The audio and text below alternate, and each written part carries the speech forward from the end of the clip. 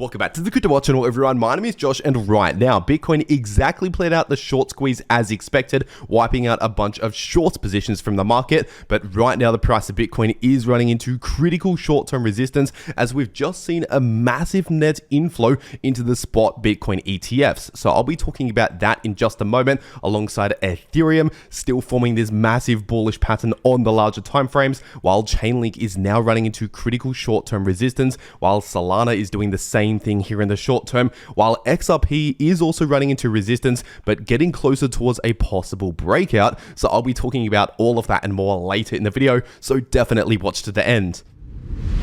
First of all, just before we take a look at the Bitcoin charts today, we need to talk about the Bitcoin news today, because just yesterday on Monday, we saw a massive net inflow into the spot Bitcoin ETFs. This time around, it was a net inflow of almost $1 billion US. That is right, around 978 million US dollars coming into the spot Bitcoin ETFs just yesterday, just on Monday. So of course, this is a massive net inflow helping with the buying pressure for Bitcoin, pushing the price higher, which we did obviously see over the last one day. We did see a spike in the price of Bitcoin yesterday. And so of course, while we're seeing these massive net inflows, especially over the longer term, if this keeps up, this will ultimately force the price of Bitcoin towards the upside, as there's a limited amount of Bitcoin to go around. So with this massive demand, that will ultimately push prices higher. But with that being said, taking a look at the Bitcoin charts today on this weekly time frame, honestly, nothing has really changed over the last one day. We're still technically within a larger bull market. So getting straight into this weekly Bitcoin chart, technically speaking, we're still within the larger bull run, but still due to see a little bit of a slowdown based on the slowing bullish momentum here in the weekly Bitcoin MACD. But this is pretty much exactly like what we saw 1 year ago, simply just a slowdown, so a bit of a break or a pause during the larger bull run, but not necessarily the end of the bull run as we saw 1 year ago. We ultimately continued the bull run much higher back then, of course, with that next leg to the upside that started in the second half of January and even early February. And so simply based on what we saw 1 year ago, it is likely that potentially in the next couple of weeks or so, we could be getting ready for that next major move in the price of Bitcoin. But maybe just for the next 1 week, 1 to 2 weeks, we could still just chop around sideways. So keep that in mind. But if we're taking a look at this 4-day Bitcoin chart, the super trend indicator is still sitting in the green, indicating a larger bull market. And if we're taking a look at this weekly Bitcoin chart, technically speaking, this massive bearish divergence is still currently active on the weekly time frame, telling us we're due to see a lack in bullish momentum, so essentially a bit of a slowdown potentially for a couple of weeks. Once again, that's in line with this chart right here, telling us that we're losing a little bit of bullish momentum in the shorter term, but not necessarily the end of the bull run. And so these larger timeframes have not really changed at all over the last 1 day. But if we're taking a look at this daily Bitcoin chart over the last 1 day, with this recent bullish move just here with the recent daily candle close, we actually technically confirmed the RSI with a candle close above this line of resistance in the daily Bitcoin RSI. So technically speaking, this is one invalidation signal for this bearish divergence, and also the fact that we're forming now higher highs in the RSI alongside higher highs in the price. This is also another invalidation signal. So effectively at this point, this bearish divergence on the daily time frame that played out very well over the last couple of weeks is no longer active. It's no longer playing out. But of course, we still have the bearish divergence on the weekly time frame to pay attention to. And if we're zooming into the somewhat shorter term, looking at the 12-hour time frame, of course, over the last 1 day, we saw that short squeeze to the upside straight towards this area of resistance, which I talked about before that entire move actually happened. I've been talking about this move right here for the last 3 days or so. And just before talking more about this chart right here, and of course the Bitcoin liquidation heat map, first, if you want to actually take advantage of these moves and trade these moves in the price of Bitcoin or any other crypto, personally, I take a lot of my trades over on B2Next, so I'll make sure to leave a link to B2Next below this video in the description and in the pinned comment. And if you use that link below this video, it'll take you to this page right here where you can claim an exclusive deposit bonus that's only available using that link. So if you simply just click that link to make your account and then deposit $100 and start trading, you get a $20 bonus. Or if you deposit just $500, you get a $100 bonus. Or if you deposit just 1,000 USDT and start trading, you get a $200 bonus straight into a new account. But once again, that's only available if you use the link below this video to make your account and start trading on that account. So if you're going to be trading crypto anyway, you might as well check this out. Once again, first link below this video. And also, in case you're wondering, B2Next is a no KYC exchange, which means you can access it from basically any country in the world without without needing any KYC. But as always, check your local regulations when it comes to trading crypto. And for whatever reason, if you don't want Bitfinex, there is also Bybit as another option out there, another exchange that I also trade on. So I'll also make sure to leave a link to Bybit down below this video in the description and in the pinned comment. But with that being said, taking a look at this Bitcoin chart once again on the 12-hour time frame, we do have this area of resistance sitting close towards around 102,000. Of course, in my last couple of videos, I was looking at around 101.5k to 102k, but since then I've slightly adjusted this resistance. So right now it's sitting at around 102k to 103k. So really right at around that 102k level, which is what I was talking about anyway. That is currently acting as short-term resistance. But once we can see a confirmed breakout above around 102,000 and especially above 103,000, then in that case, the next major point of resistance is basically around that all-time high, sitting at roughly around 106 to 107,000 based on these 12-hour candle closes. Or if we're looking at the actual candle wick high, that's closer towards 108,000. And as for short-term support, I would now expect some support at close to $100,000,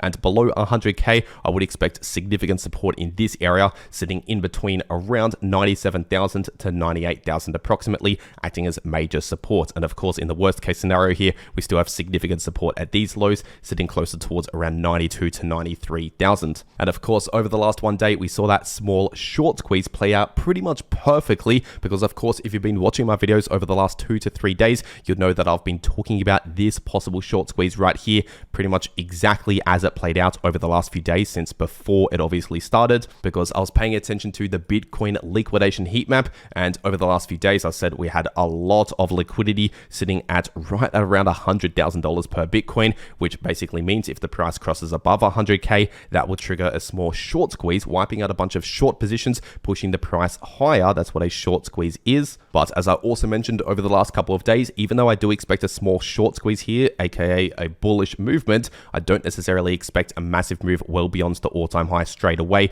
due to these other charts right here, still expecting a slowdown for potentially another 1 or 2 weeks. And so based on all of this information, as I said over the last few days since before this entire move right here, the most likely scenario is a small short squeeze, so a bullish move up towards around 102,000 and then finding a bit of resistance right there and continuing with some choppy sideways price action potentially over the next 1 or 2 weeks. And once again, this is playing out exactly as expected, and I continue to expect that outcome because obviously right now it's still playing out. And so obviously this was also a small trading opportunity here. For example, if you placed a long position, open a long position right around that 100k level once we started to break out above 100k, and if you traded that move up towards 102,000, even though that's a very small move, obviously with a 10x leverage long position, for example, that could have potentially been a 20% profit. And so once again, if you want to get set up ready to go to take these trading opportunities to maximize your profits in crypto, check out those links below this video to claim those extra bonuses. But with that being said, that is what I continue to expect for Bitcoin moving forward, as I've already been saying for days now on the channel.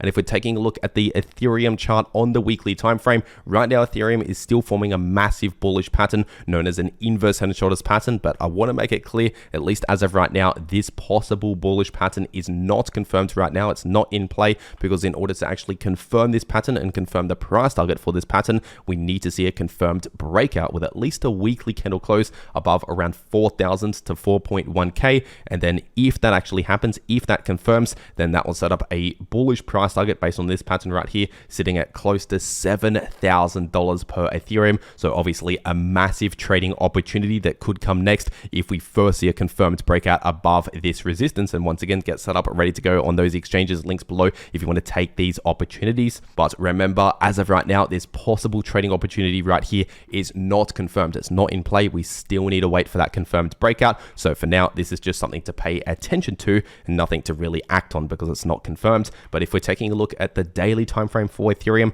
right now Ethereum is still trading in between this area and this area. So right now, this area, which was previous resistance, should now act as new support, and that's sitting in between around 3430 to 3560. So that's the support area to pay attention to, and the resistance area to pay attention to is sitting in between 3.9k to 4.1k. So ultimately, the price of ETH is basically within a bit of a sideways price range between that support and resistance, at least for now on the daily time frame. But technically speaking, when it comes to the short-term price structure or the short-term trend, if you want to call it that, technically we're looking more bullish than bearish as of right now here in the short term, considering the fact that we're currently forming higher lows and higher highs in the shorter term. And of course, we've recently broken out above this important area of resistance, which is bullish price structure. And so not a lot has changed over the last 1 day for Ethereum. So getting straight into Chainlink, and right now, technically speaking, this bullish divergence on the 8-hour Chainlink chart is still currently active